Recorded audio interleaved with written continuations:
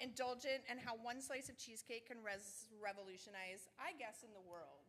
To me, I believe wholeheartedly that you break bread, you break generational curses, you break boundaries, you break barriers, you break so much. Sitting around a table, whether it's great dessert or great food, can change communication, it can change everything. So, with that being said, I suppose I should, it's been a minute since I've done a presentation like this, so here we go.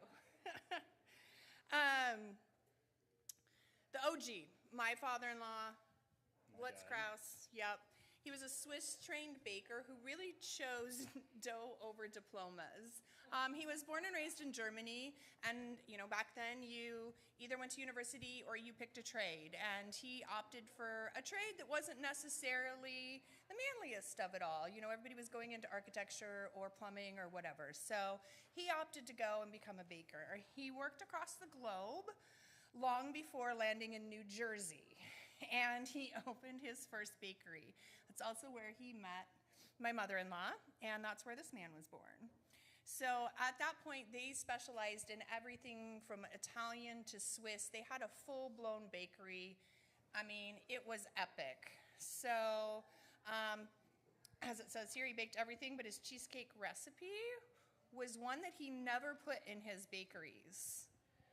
So as we were going, the legacy, here we go. So as you can see, it's now spanned generations. Up at the top is my father-in-law, my awesome husband helping, grandchild over there, my granddaughter, and the original Swiss bakery. Oops.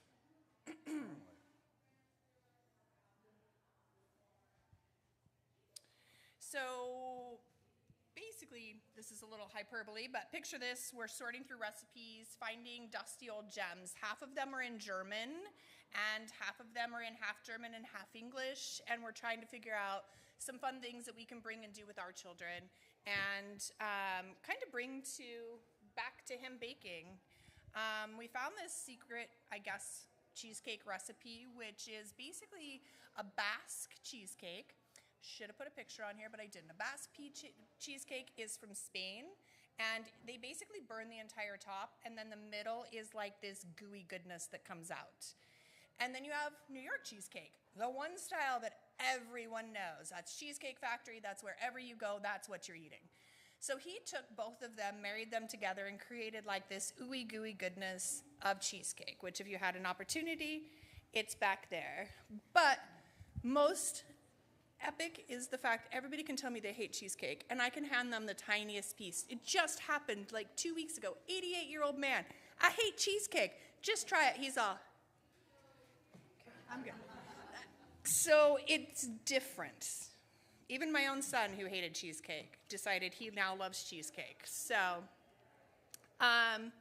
with that being said, we do it a little different. We don't do flavors, we do toppings. So the cheesecake stands alone. So our ultimate goal is to create seasonal, locally sourced toppings for the cheesecake.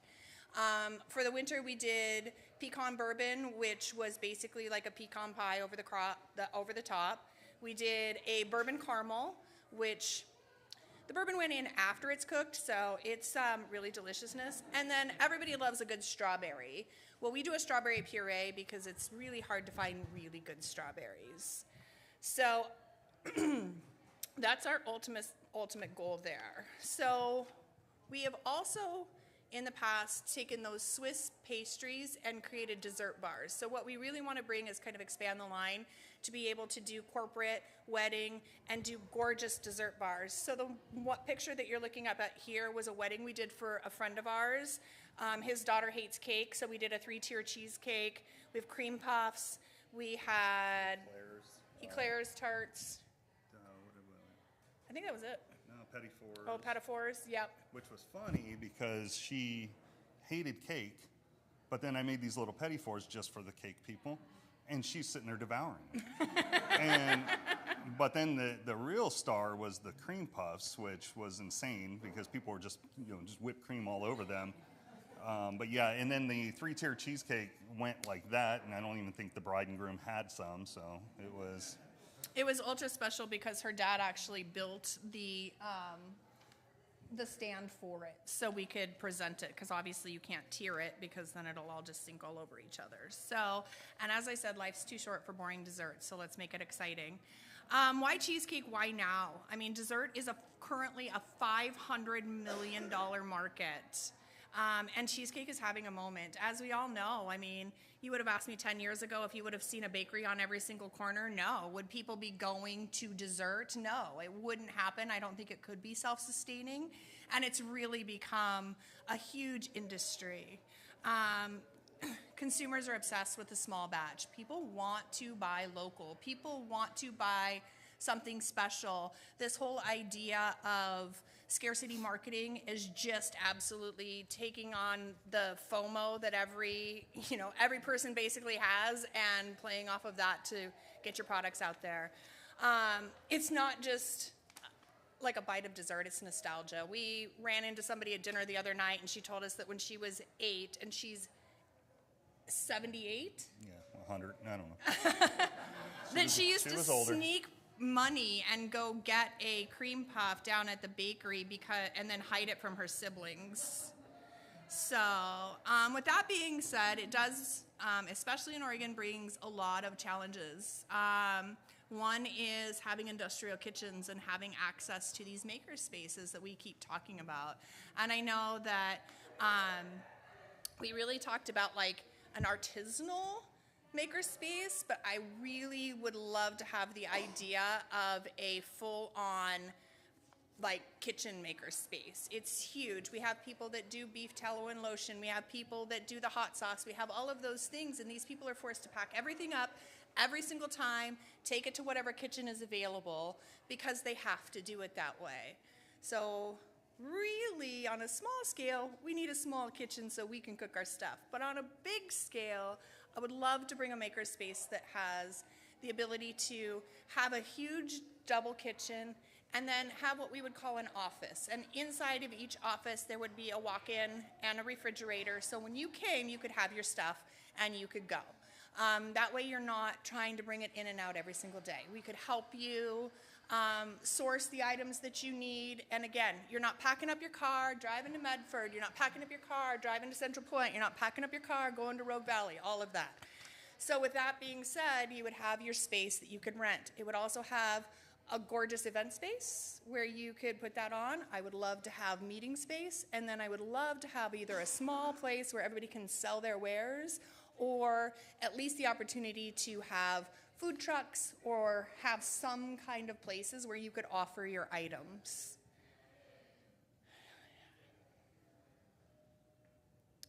So the ask, I mean, basically at the end of the day, it's invest in cheesecake and get a slice of the legacy. Our funding goal would be $50,000 to scale production, secure a kitchen, and expand distribution. But our honest, truly heart would be the funding goal number 2. That's the makerspace, comprehensive food entrepreneur hub, large commercial kitchen, multi-use facility. I said it before and I'll say it again. It would be something that we could partner with local nonprofits, with children. I feel like if you can cook for yourself, you can keep yourself. As mothers, the first thing we do is feed our babies. And when you can't feed your children, that's a problem. So having things that can educate people on how to learn how to feed their kids on minimal. I had to do it. We know how to do it. You can make it happen. And so educating people to do that and really bringing those people together in our community would be huge.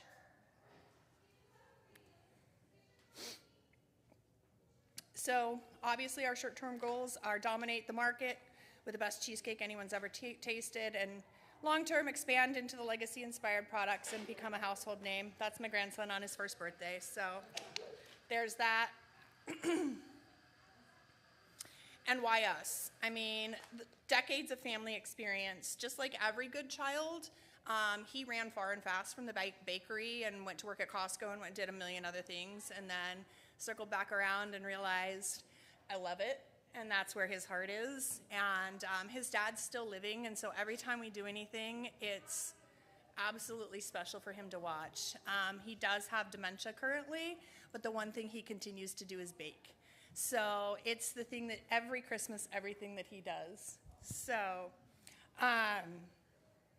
Yeah, superiority. Number 2, the product. It converts even in the staunchest cheesecake skeptics. And we have a clear path to scaling while preserving our artisanal quality. I mean, we all do know that that means that we're not going to be huge. We're not going to be, who's the idiots in Medford that ship their cheesecake all the time? Oh, I don't know. So we're not going to be those people. Harry and David. Sorry if anybody works at Harry and David. My bad. So for us, continuing this bakery is more than running a business. It's about keeping my father-in-law's spirit alive, sharing his story and ensuring his legacy is excellence, his passion and love for baking, and it continues to touch our lives for generations. Everybody, I mean, you've seen grandson, this is my daughter, this has been something for the last 8 years, 9 years since we've been together that is everyone has been touched by it, and we would like to continue to share that. And I think we have an exceptional product, so that's where we stand.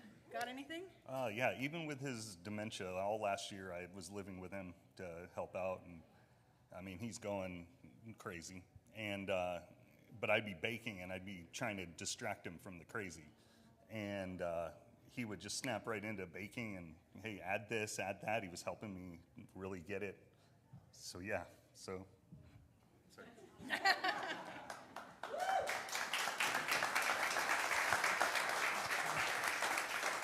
All right, questions. And I'll repeat the question before I answer it for you. Yeah. Take this from me, I don't need it. I'm very soft-spoken. Thank you so much. Is your plan to go into some of the local stores? Because once that happens, there are certain labeling requirements. And for that, there is the Food Innovation Center out of the Oregon State University that is publicly funded that can help. But where are you in the labeling and nutrition label standard development process? Absolutely. So as far as the label and nutrition standards go, yes, Oregon is very different that you absolutely, even if you're handing out a piece of cake, I'm supposed to label it. So we do have that. Thank goodness we're all natural, so it's not hard. It's just a few ingredients. So we have started the labeling process. I mean, we have them printed, and we use them when we do the 4-inch or anything like that. We really have 3 goals. 1, we want to go business to business, right? So we want to be in the restaurants. We want to do that. Currently, we partner with that One Place Barbecue. They do our 4 inches on Sundays. They have those for sale. And then person to person, which would be awesome. We did so many over the holidays for people to take to their families. And then catering. Those are our 3 main. Honestly, right now, we don't see ourselves, unless we do the makerspace, as having an actual bakery. It just doesn't make sense for us. Cool, thank you. Have you guys ever toured the Phoenix High School kitchen? We have not. So their kitchen, when they redid their school, and they added on, I don't want to use the mic, but I don't have to. I would prefer not to. When they added on, they added, I believe, 4 kitchens. Oh my gosh. To their school, and it's tremendously amazing. And it would be a great concept to bring up to Grants Pass area. And that's just why I say, have you toured it? You're not probably going to get a tour for a while because they're in school. Right. But I do know that they are very proud of their building and what they've done down there in the STEM process. And at least make that connection. And it's vice versa. Like I talked about before, we have so many disadvantaged children here in this state, especially in these communities, and they're leaving high school not knowing how to pay a bill or make mac and cheese, right? And so when you don't have a parent around, learning how to cook for yourself all of a sudden makes you valuable if you go into somebody else's home. It makes you feel valuable because you can feed yourself. The amount of things that just being able to do those types of things and having access to those skills is huge. So that would be really cool. And I mean, baking cheesecakes and desserts and stuff would be fun too. Maybe it's a partnership we could look at making as well. So I love that.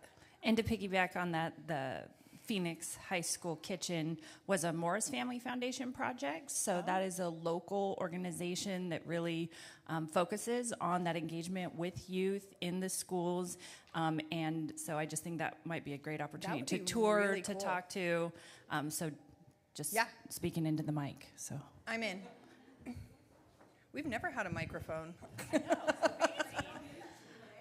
I was just wondering if you could fill us in on any partnerships or progress toward the Makerspace project that you have so far. 0. So here's the thing. Yeah, it's been something that we came up with. I have a space that I have 2 ideas for spaces to actually do it. But it is something that we're new to the area. I mean, I've been here for 1.5 years. My grandparents, I've been coming here my whole life. It's where my grandparents are from. But with that being said, figuring out how to make that happen so far has been really starting to vocalize it and figure out what's next. So, I mean, we have the plans. I have all of that. I just don't have what that next step looks like. Well, there's a lot of other people who would like to see that happen, including the Grants Pass Fairgrounds is wanting to convert one of their buildings into a makerspace. It's on their strategic plan for this year, so that would be a good connection to make. That would be neat. And there's the Talent Makerspace. Have you been to that one? I haven't been to it, but I know of it, yes. Yeah, well, they have some partnerships with some schools who send their kids over there, and so it would be very beneficial for the schools around this area to be able to come Have a place. somewhere local too. So, yeah, I love Grants that. Pass School District and a fairgrounds I'd suggest connecting with. Yeah, I just feel like it could just become everyone's family table, right? Like for those that don't have it, it's just where we could gather for that. Another idea is the Elks Lodge just got purchased by the owners of the Horny Goat. I don't remember his first name. Someone I'm sure here has his name. Oh. But it's his catering business that purchased it, and they have 26,000 square feet and a massive commercial kitchen with a walk-in fridge and a well that's underneath with tons of parking. So I would say I don't know what their plan is for that building, but it's a massive building that could be used communal like that. Oh my gosh, So I reach love out that. to him I and will. see what he's planning on doing with it, and then what the next, because that would be a good thing to put in his ear right now too. I'm actually going to be at his restaurant this afternoon meeting Okay. a potential investor. So I love that. You're perfect. We'll bring him in.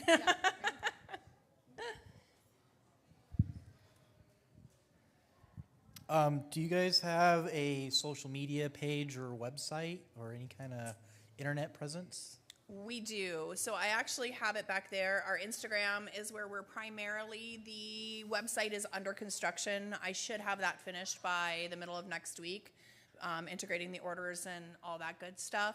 And then... I think we're on Facebook. And we do too. Facebook too. So Instagram, Facebook, not a lot of Twitter, not a lot. You can't really portray cheesecake in, Twitter land. Or X, I apologize. Oh, Elon's going to come hash me down there. So we have the Instagram, and then we have that. And then I also run a page called Grants Pass Living, where I really work hard at focusing all of you guys. So we definitely work hard at that. It's really hard to do it for yourself. I've been in that space since 2016 doing digital and social media marketing and building websites, and you try to build something for yourself and you're like, cakes, I don't know. It's really hard. You're afraid you're going to do something wrong. So we're working hard at that. Anybody else? Go for it. Thank you for sharing the story. The recipe sounds very crucial to the story of how your grandfather built his business around that, and that's awesome. Have you considered trademarking a name for this particular cheesecake so that even if similar cheesecakes are being produced, you can only have this one name and it's yours, and others can have imitation, but the name is yours? Or have you considered registering the recipe as a trade secret, or perhaps your grandfather explored it and just chose not to go that way? Interesting. I did not. I've trademarked my businesses, but trademarking the recipe, or like you said, a secret recipe type situation would be brilliant. Absolutely. I did not even think of that. So, And love that. I've been on, like went on Pinterest and whatnot and looked up cheesecakes, just to see what's going on, and I have not found close, but not. It's my not the recipe. same. So I love that's that. a good idea. Go for it. We are streaming, so that's why I'm carrying the mic over. Thank you. So along those lines, because what you have is really special, and your dad's story is really special too, have you considered maybe writing a book about his story? That serves few purposes. One, obviously, is keeping his legacy alive. The other is you can utilize it as a marketing piece, you Love know, that. locally or even beyond. Yeah, my sister and I had actually talked about down the road doing some of his recipes and doing like almost a cookbook like that, kind of with the stories and just doing a few recipes of the good stuff that, you know, but one, deciphering German chicken scratch that's on these 5x or the 4x8 cards that from the 50s that I can't, and it's like 50 pounds of sugar, this and that, and I'm trying to like, and I can't. Scale it down. So, and he's not as helpful in that area. He can't see much, so I'm like, I don't know. Anybody know German? Well, I've been Yeah. on Google, but it's chicken scratch. So we're trying, because there's a lot of things that we love from the bakery that we had at Christmas time and Stolens and things like that we try to like, all right, we got to try to make these again. And so it has been a thought to do that, but And then incorporating it into his actual story, which is a story. I mean, where he, bombings and relatives and. I mean, he came from, he was born in 1940, Germany, so he 5 years of the war, has PTSD because he remembers seeing the U.S. bombers, you know, heading over, bombing the city right next to his town. And then, I mean, he traveled all over. I mean, he was a bartender in the islands. He's been Mexico City. I mean, he everywhere. I mean, you see all of a sudden, there's stuff coming out now that my mom's passed that I'm like, no wonder he carried this little bag around and had pictures and all this. And Yeah, he was engaged previously. Yeah. Nobody knew that. Yeah, like, there's Mexico all, City engaged. I don't know. I'm like, There's all sorts of. there's He's stuff got I'm this little finding black out. I don't even know. I'm briefcase. like, I don't know what's going on anymore. That's right. I mean, he just carries it everywhere. And the dementia he has is Lewy body dementia, so it's pretty interesting to see his hallucinations really do probably reflect his experience in the war. So now he's living in today's world with the thought of bombing and things like that and the microwave talking to him. So, I mean, you know, he was in Germany. Maybe that chip in his head is real. Who knows?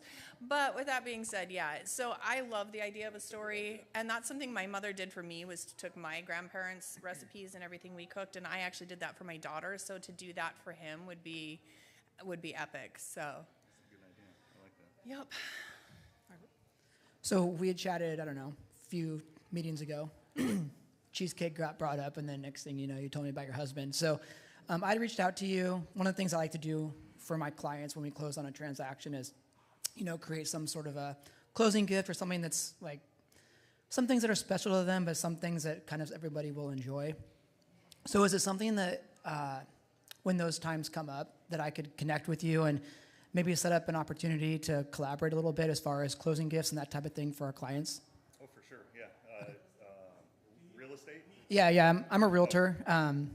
So that's just one of the things that we love to do is celebrate with our clients. And so we really enjoy bringing local, you know, products, especially for people that are from out of the area. They don't, you know, whether it be, you know, cheesecake or jams, whatever. So we just like to collaborate with all the people in our community. So Yeah, that wouldn't be a problem.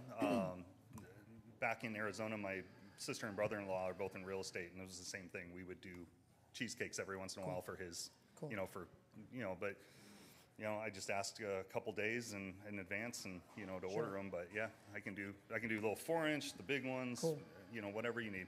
And they can also freeze. So even if you wanted to get like 3 or 4 at one time that you just house that you could take. So we're working on that. My brother's in Portland and they remodel kitchens. And so what they're going to do now is they're actually taking, and every time they're done with a kitchen, they're going to put a cheesecake in the fridge and leave. Cool. You know, so just one of those really personal touches that they can do. So he'll have 7 to 10 with him at any given time, and they're up to a month. I mean, they're really good frozen. Like you just go in there and dig it out and take a little piece, and so they freeze well. yeah. So And side note, I want to just thank you for the sample you gave me. I had about 2 bites and my kids ate the rest. Who, to your point, you said earlier, have hated cheesecake. So anyway, it's awesome if you haven't tried it. well, there's more back there. You can take them some. Anyone else? Going once. I do have to say the one other ask that we kind of came to the table with, if you have an ingredient like for spring, we're looking to do like a lavender honey. We actually are going to do like a honey hot sauce maybe and try that. Like we really want to experience and we really want to use some of the local stuff.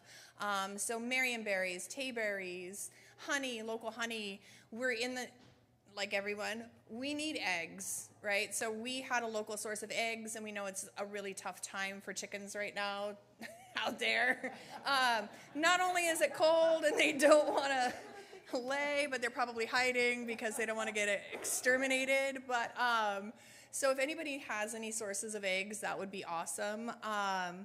And then, yeah, and any kind of, if you just are sitting there and you're like, oh, this would be fun, let's make a sauce, right? So one of the ones that we're looking, and supposedly in 2 weeks, like, you know, Steam Distillery is known for their espresso martinis. So we're doing an espresso martini sauce to put over one, and we're going to partner with them. So we would love to co-brand or talk with anybody that we could get our stuff out there. So that's where we're at. Thank you so much for listening. Yes? I have to ask at the end of every 1MC, thank you so much. You're welcome. Claudia and Hivve, they presented at, we hosted a pitch night at Steam Distillery, and it was fantastic. I had quirky little pitches that they all pitched, but it just more so speaks to the connection that we make in the community. The more we have these events, the more connections, such as with Steam Distillery. Thank you, Joel. There were 1MC attendees that were there and pitched. It was fantastic. It was so fun. It was so fun. But again, this work wouldn't be possible without all of you. It is really about community and about connection. And I would like to ask, because you have been really good at answering that, but what can we as a 1MC community do for you? Honestly, just keep in communication. The best thing that I get here, we came from Arizona, and I've been in an entrepreneurial space for years and years. I mean, 27 years to be exact. You guys have an amazing community. You guys support each other like nothing I've ever seen. You go to a big city or you go someplace else, and people are stepping on each other to get to the other place. And even though it may not even be the same people, they just want to be the best. And it doesn't matter if they want to be the best in real estate, they want to be the best in mortgage, they want to be the best in bakery, they'll squash everybody to get there. And I have seen a love in this community through the restaurants, through everyone here supporting each other, and that's really what we need from you. We're figuring it out. I mean, we've got a product. Our product is pretty, standard for what it is, so word of mouth. But this type of support, because it's too easy to sit at home and then not get out into the public. It's too easy to sit at home and not go do what you need to do. That also feeds your soul. So, that's really, being a part of this group is huge. So, just say hi when we're out and make friends, because that's huge for us. So.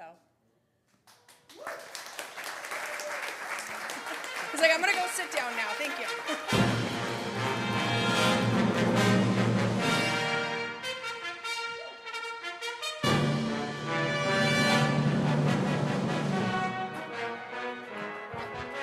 Let's have another big hand for Claudia and Pete and the Bearded Baker. Thank you so much for being here and sharing your story.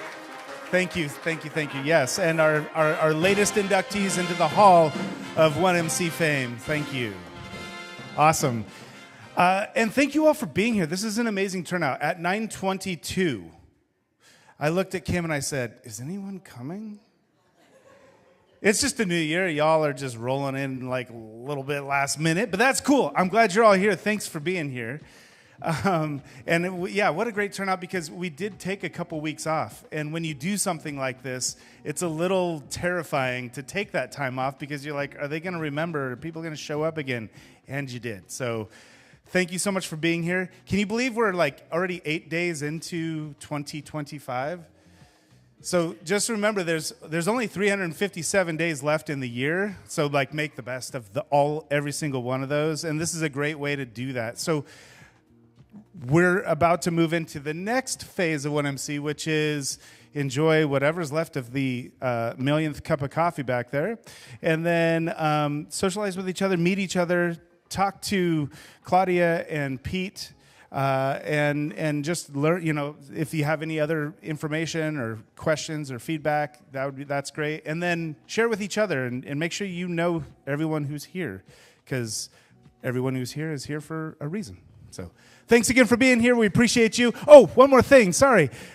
Kim asked me to make the announcement. We are doing a pitch contest here January 23rd January 23rd, put it on your calendars. We'll be formally announcing it on all the platforms and social media and whatnot.